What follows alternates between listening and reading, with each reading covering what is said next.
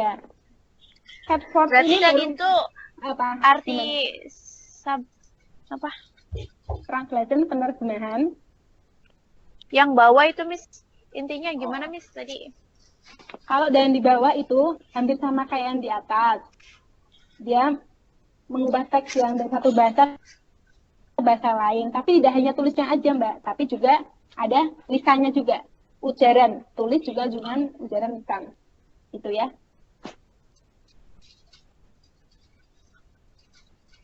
Begitu. Iya Miss. Selanjutnya ya. Ini ada menurut Larson. Sorry. Ya, pesan deh. Bentar. Sebelumnya ada menurut. Oke, menurut Larson. Kalau menurut Larson, bentuk dari source language, jadi dari bahasa sumber digantikan ke dalam bahasa target. Ya, betul. Atau bahasa sasaran. Betul. Itu menurut Larson. Ini ada baganya ya, semoga baganya kelihatan ya, agak terlalu kelihatan ya. Jadi dari bahasa sumbernya, teksnya itu diterjemahkan, kemudian ditemukan artinya dulu, ketemu arti, dia ekspresikan kembali artinya baru. Dia berikan sama si penerima bahasanya itu. Dari bahasa sumbernya diterjemahkan, ketemu arti, kemudian diterimakan kepada reseptor language atau kepada penerima bahasa. Seperti itu menurut Larson. Nah, ini menurut siapa? Ini ada yang tahu siapa dia? Bagus. Siapa tuh mbaknya siapa tuh? Akong itu. Akong, bukan Akong. Ini namanya Peter Newmark. Nah, Peter Newmark dia ada dua ini ya artinya. It is rendering the meaning of a text into another language in the way that the author intended the text. Translation is a craft. Nah, dia menganggap penerjemahan itu kuncinya ini, keterampilan. Jadi sejauh mana seorang penerjemah itu bisa, ibarat goreng kerupuk itu bisa kriuk-kriuk, bisa renyah. Jadi bisa menerjemahkan teks itu kalau untuk dibaca itu ringan gitu. Oh, berarti sama ya Miss, intinya sama gitu ya? Iya, tapi kalau di Peter Newmark itu ada kecenderungan, tergantung siapa penulisnya. Jadi kalau penulisnya mungkin dia seorang sosiolog, dia akan cenderung ke teori-teorinya si sosiolog. Jadi kalau di Peter Newmark ada ini, author intended, dan kepada meaningnya, author intended nih. Tergantung pengarangnya itu. Nah, tergantung pengarangan itu, jatuhnya nanti bisa jadi ada pergeseran makna. Ya, kalau pengarangnya itu sesuai dengan teori-teori dan lainnya. Tapi kalau kalau penerjemahnya itu tiba-tiba sesuai keinginannya sendiri, nah itu yang sering menjadi masalah dalam penerjemahan ya. Karena kita menerjemahkan itu belum tentu kita objektif kan. Mesti kan cenderung subjektivitas kita ya. Maksudnya, aku cenderungnya apa ya, terserah aku menerjemahnya gitu.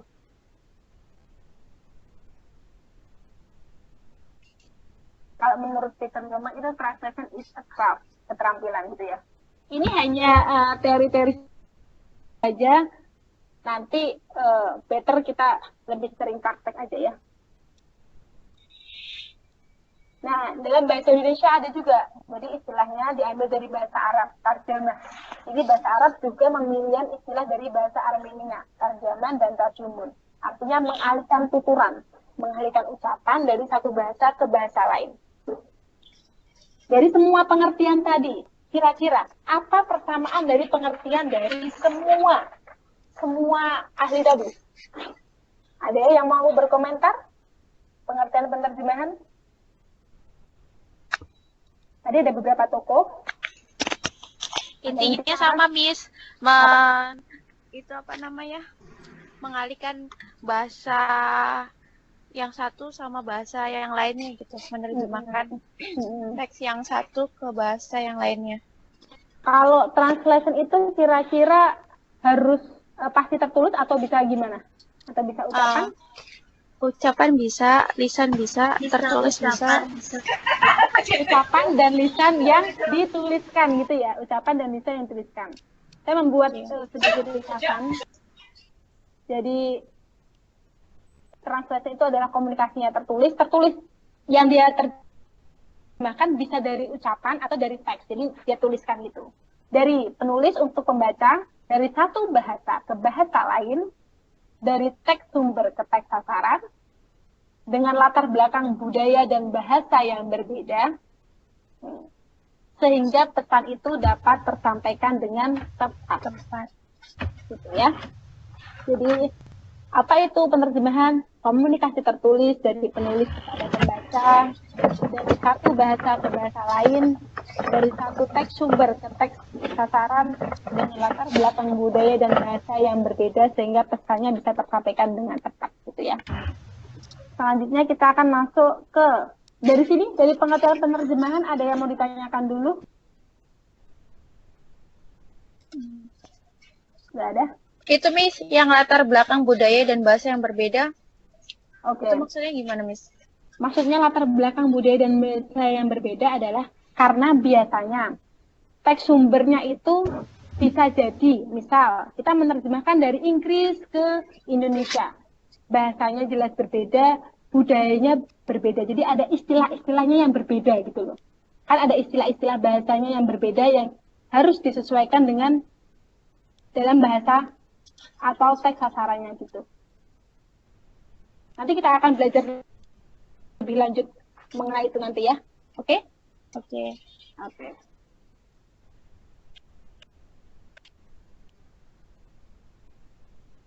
Selanjutnya ada 4 tahapan penerjemahan menurut Newmark, Peter Newmark tadi ya.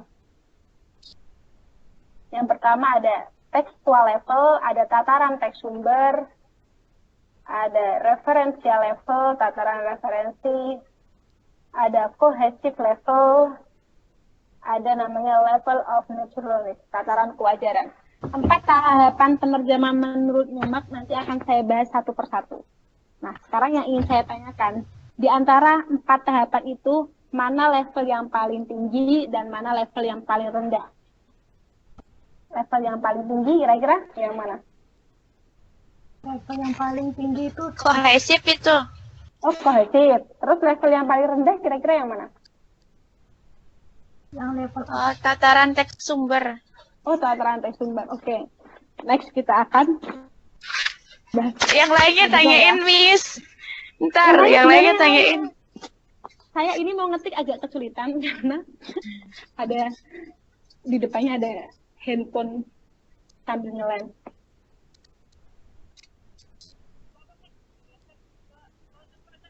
Digeser enggak enak Mbak. Enggak apa-apa. It's okay.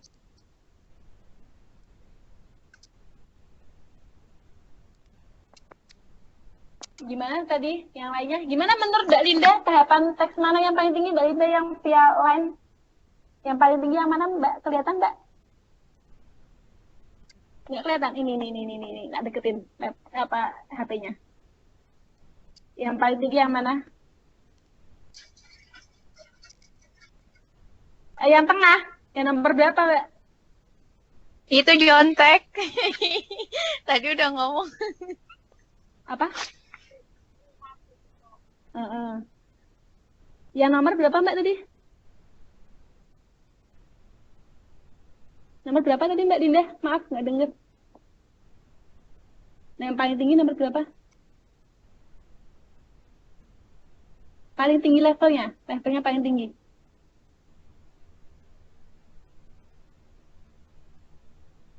Oh, nomor 1. Kalau paling rendah?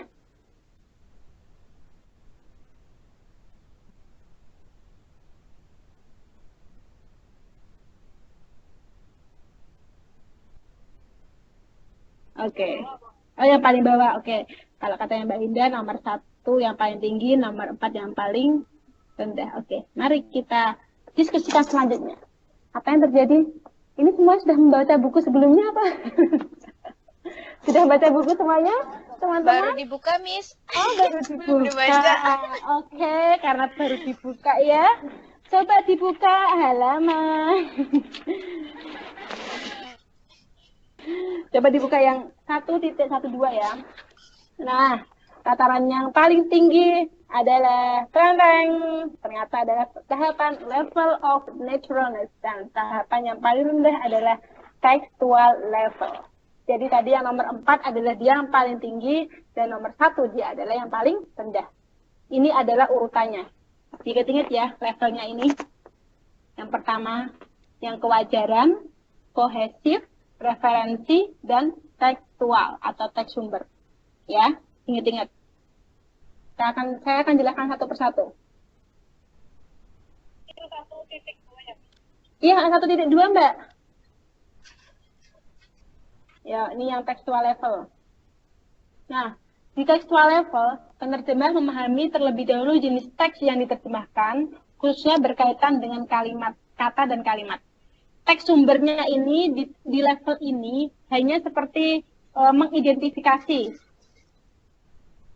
mana yang pronoun, mana yang noun, mana yang adjektif, mana yang adverb, hanya sebatas itu saja, gitu ya.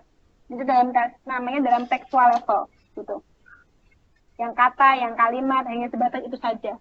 Makanya ini sering disebut dengan penerjemahan sesuai aslinya. Ini dalam tekstual level.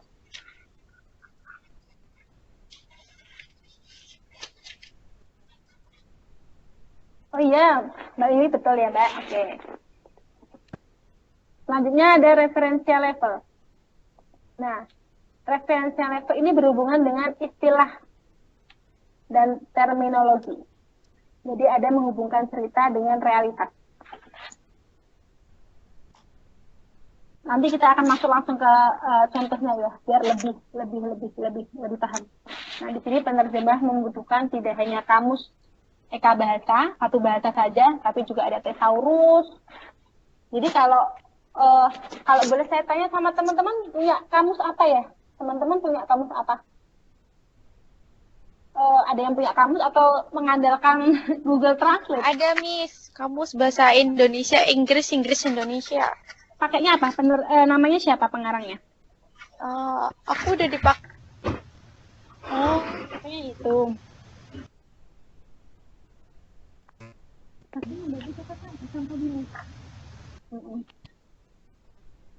Oh iya, ya enggak apa-apa. Oh iya. Kalau boleh saya saran, kamus yang biasanya itu menjadi referensi sebagai waktu saya dulu mahasiswa ketika harus belajar bahasa Inggris adalah kamus yang tebal banget. Namanya kamus. Ini pengarangnya Miss Desi Anwar. Yang penerbitnya Gramedia itu, yang Hasan Sadili. Amelia. Penerbit Surabaya. Hasan Sadili. Penerjemahnya Hasan Sadili. Jadi kamus yang terbitannya di Gramedia yang besar itu sangat-sangat bagus dan sangat lengkap. Itu jadi source sumber yang paling bagi saya dulu sangat itu kayak surganya. Namanya siapa Miss? Hasan Sadili. Hasan Sadili. Sadili. Nanti saya kapan-kapan ini aja di toko Gramedia, Miss. Iya, penerbitnya bukan Gramedia. Nanti itu ke saya. Tapi penerbitnya Gramedia. Hasan John Eccles. Ini Mbak Linda, kalau Mbak Linda bisa lewat live, Mbak Linda bisa melihat yang lewat live ini. Namanya John Eccles, oleh John Eccles, penerbitnya Hasan Sadili. Yang penerjemahnya Hasan Sadili, penerbitnya Gramedia. Ini kamus yang tebal banget, dan itu jadi referensi sumber. Apa? Ini. Oh, dari samping. Ini. Kelihatan nggak? Nggak terlalu blur ya? Kelihatan nggak? Aish, bentar. Berarti kamus yang punya kita itu memang bukan Hasan penerbitnya. Penerbitnya Gramedia, penerjemahnya Hasan Sadili. Pengarang aslinya namanya John Eccles. John Eccles ya, pengarang. Itu sumber yang paling bagus, itu kamus yang paling lengkap. Kalau kamus yang masih 1000 miliar, 100 miliar, 1 juta, itu masih belum lengkap seperti itu. Kalau untuk ukuran sudah mahasiswa itu kamusnya John Eccles.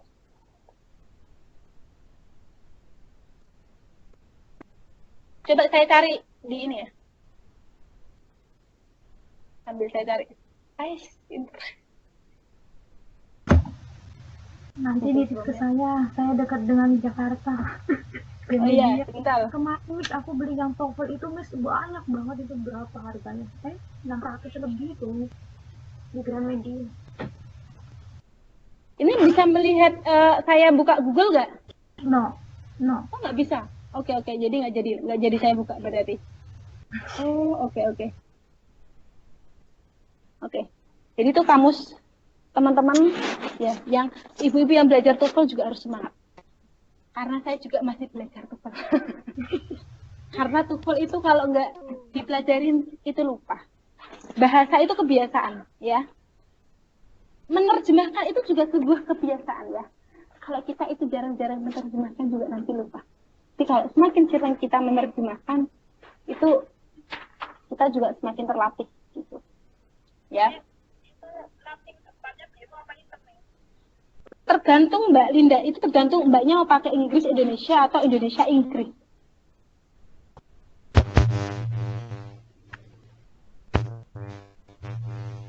Nanti bisa sambil cari di Google ya, John Eccles, Hasan Sadili, kalau ada yang megang HP, itu saya sangat mensharifkan. Iya, betul Mbak Linda betul. Oke, betul itu. Ya. Kalau yang awas gitu belinya aja ya. Live-nya kalau nggak di FB aja, aku bisa lihat semua. Kapan-kapan sih kita live di Facebook. Kalau live di Facebook masalahnya nggak bisa privat. Jadi nanti semua orang bisa lihat saya. Jangan nangis, enak yang tertutup kayak gini. Iya, makanya kenapa saya nggak live di Facebook. Mbak Linda pun makanya saya buat live di Skype aja. Saya juga mikir mau live di Facebook, cuma nanti banyak orang yang lihat juga. Oh, bisa juga Miss, dong? bisa di privasi. Oh, bisa. Oh, nanti saya diajarin ya Mbak Mimi ya. Di apa? Coba di screenshot caranya, nanti dikirimin ke saya. Nanti sekali kita live Facebook gitu ya. Oke, bisa saya lanjutkan ya. Kalau bisa juga ada namanya kamus Oxford. Semua punya kamus Oxford? Kamus jadi kayak kamus bahasa Indonesia itu kamus besar bahasa Indonesia. Misal menerjemahkan kata pembeli. Apa itu pembeli? Orang yang membeli. Atau misalnya istilah-istilah misalnya tentang apa itu dokter, profesi yang apa-apa gitu. Jadi ada juga kamus namanya kamus Oxford. Dia istilah menerjemahkan juga pakai bahasa Inggris gitu. Ada namanya kamus Oxford. Ada kamusnya kecil, kamus Oxford gitu. Itu kamus online saya, Miss. Oh, kamus online-nya Ibu. Oh iya, ya betul, Oxford Learner's Pocket Dictionary. Betul, Iya. Mbak. Enak Semuanya juga punya. itu memang. Iya, semuanya punya Oxford itu. Iya. Bahasa Inggrisnya juga, terjemahannya juga simpel kok itu. Bagi dong, Bu. Bagi apa? Itunya. Ya, saling berbagi nanti ya informasi apapun tentang kamus-kamus. Nah, kalau aku mah English lesson. Online offline. Jangan pakai Google Translate ya. Itu kalau Google Bukan Translate itu. English lesson buat belajar gitu. Jadi Oh, gitu. Oh iya. Bukan translate. Karena akan kelihatan nanti kalau misalnya saya memberikan tugas itu hasil dari Google Translate atau itu hasil dari tool translator ala-ala yang tidak jelas, yang grammar dan strukturnya itu ngalor ngidul, itu akan kelihatan banget. Gitu. Seperti itu. Lanjut ya. Nanti bisa lanjut. Oke. Ya, Ini nggak kerasa sudah setengah 12 ya. Agak kira ya. Ini dalam kohesif level. Nah, ada dua faktor, ada struktur dan suasana hati mood. Nah, makanya menjadi penerjemah itu gampang-gampang sulit. Karena akan beda hasil orang yang menerjemahkan. Misal ada di tempat yang sangat sepi dan dia ada di tempat yang sangat ramai. Pasti hasil menerjemahkannya itu akan berbeda. Makanya ketika nanti kita, teman-teman itu menjadi seorang penerjemah yang profesional, pasti tentukanlah suasana hati moodnya itu mau nerjemahinnya di mana gitu ya. karena nanti hasilnya akan berbeda. Kayak ibarat masak, satu tangan sama banyak tangan itu kan biasanya rasanya berbeda ya Bu ya. Gitu. Nah, kohesif itu cenderungnya adalah ada konjungsi. Konjungsi adalah kata penghubung. Gitu. Nanti kita akan masuk ke contohnya aja biar langsung paham. Itu ya. Oh iya, Mbak Dede izin ya saya ke kelas. Oke, nggak apa-apa. Nah, sebenarnya level of yang paling tinggi, level of naturalness atau level kewajaran. Apa itu level kewajaran? Nah, dalam tataran ilmiah, penerjemah harus bisa meyakinkan. Terjemahannya itu masuk akal, terlihat alaminya atau tidak terasa hasil penerjemahan. Artinya penerjemahannya tuh kalau dibaca tuh enak gitu loh. Semacam bukan sebuah karya penerjemahan, tapi kayak membaca bahasa aslinya gitu. Bahasanya wajar, tidak terlalu kaku. Yang paling penting dia mudah dimengerti dan diterima oleh pembaca. Jadi tadi adalah 4 level penerjemahan ya.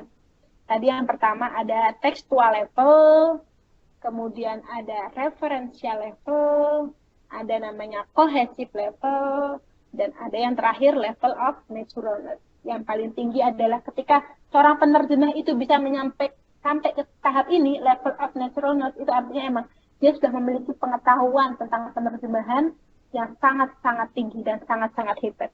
Tapi kalau mungkin dia masih baru teks sumber, menerjemahkan masih dari kata per kata, harus itu, berarti dia harus upgrade ilmunya lagi biar semakin tinggi levelnya. Seperti itu ya. Kalau ini sudah tingkat profesional, udah level of naturalness. Nih, ada contoh. Contohnya bisa dilihat di halaman 1.14 yang bisa dibuka modulnya, ada 4 ya. Itu ada contoh. Kita akan preteli, kita akan breakdown. Ya. Oke. Let's analyze. Nih. Yang ada keterangan ada complex sentence, pronoun, phrasal verb, pronoun. Itu berarti dia masih ada di dalam level apa, teman-teman? Level apa, teman-teman? Tekstual. Iya, betul, level tekstual. Nah, kemudian ada namanya tadi yang istilah-istilah termasuk level mana? Idiomatic expression. Tadi yang istilah-istilah termasuk level apa? Referensia. Iya, betul sekali Ibu, referensial. Selanjutnya ini referensial yang kayak idiom-idiom. Selanjutnya yang cohesive level. Itu ada biasanya ada konjungsi, ada kata sambungnya. Ini ada sini ya. Nah, ada kata sambungnya di sini ya. Kata sambungnya. Dia termasuk ke dalam cohesive level gitu. Dan kemudian ketika kita bisa mengartikan semuanya, berarti kita udah masuk ke level of naturalness gitu. Kita akan lanjut aja ya. Next.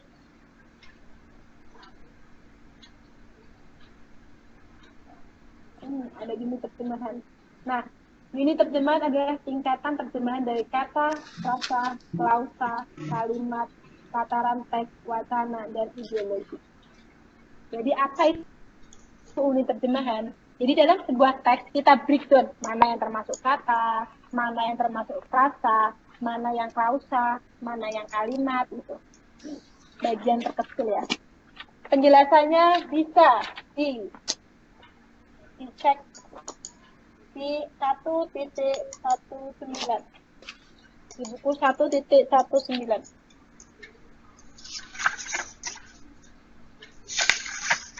Apa itu unit terjemahan? Kita akan langsung ke contohnya. Contohnya saya tidak ngambil dari bukunya, tapi saya ngambil dari yang kita mulai yang mudah dulu. Saya ambil contoh dari Jakarta Post. Mengikuti KPU Jakarta holds report at 2 polling station. Jadi tentang KPU Jakarta yang akan melakukan pemilihan ulang lagi ya, pemilihan kedua ya. Tahu semua teman-teman kabar di negara kita? Kalau Jakarta harus pemilihan 2 kali lagi? Enggak tahu. Enggak tahu. Enggak tahu. Aduh. Ya mungkin karena sibuk ya. Jadi kemarin sudah ada pemilihan 3 calon, kemudian 2 calon itu tidak mencapai 50%, kemudian voting lagi antara Ahok dan Anies Baswedan. Itu lagi hot-hotnya Bu di Jakarta terutama ya Bu. Lagi panas-panasnya. Nah, gimana Mbak Dinda? Oh, gubernur rasa presiden ya. Dan pilkada ini adalah pilkada yang agak kurang baik karena banyak orang yang saling bertengkar.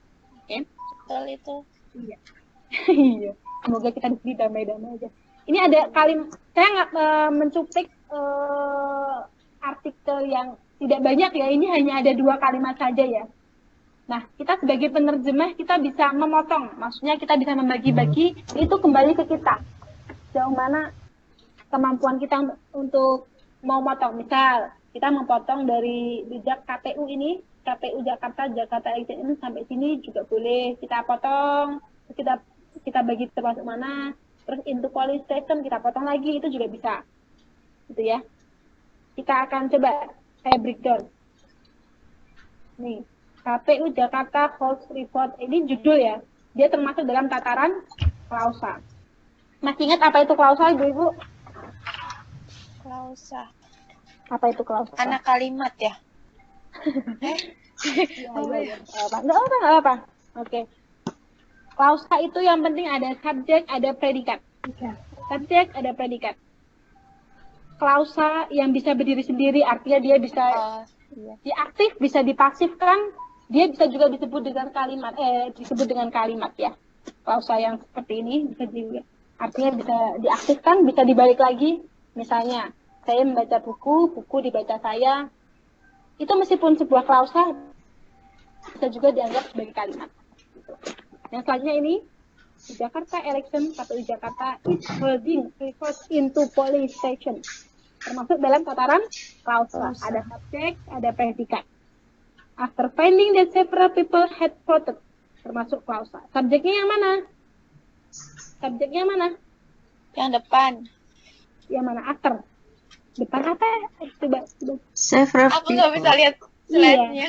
Oh iya, several people, betul. Ini subjek, kemudian ini predikat. Nah, sekarang ada soal video registration.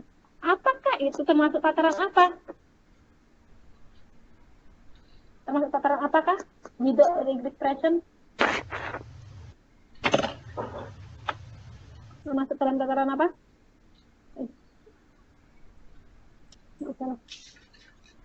Termasuk tataran apa? Ada yang bisa membantu menjawab?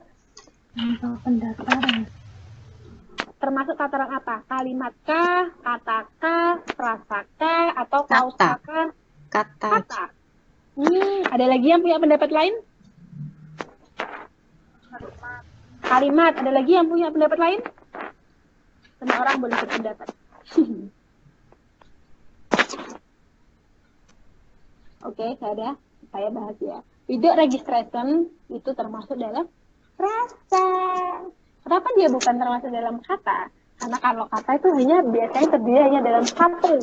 Misalnya hanya, kecuali kalau ini saya pecah lagi, Ibu, video. Nah, itu kata. Betul. Terus saya pecah lagi, registration itu kata. Tapi kalau lebih dari satu itu biasanya frasa. Gitu, ya. Ini berarti termasuk dalam tatarannya frasa. Gitu ya. Ini ada lagi. KPU Jakarta Head, Sumarno State. Mana yang subjeknya? Sumarno. Yang predikatnya? State. Berarti state, masuk dalam kalausa. Selanjutnya ada lagi. The election committee had accepted a recommendation. Nah, termasuk dalam tataran apa? Kalimatkah? Kalimat. Klausakah? Atau? Oh, klausa. Klausa ini. Iya, betul. Hebat, good job. Good. Kemudian ini, for the report in a police station. Kenapa dia masuk dalam kaca? Karena tidak ada subjeknya. Gitu, ya. Untuk materi unit terjemahan dan tataran ini, ada yang mau ditanyakan?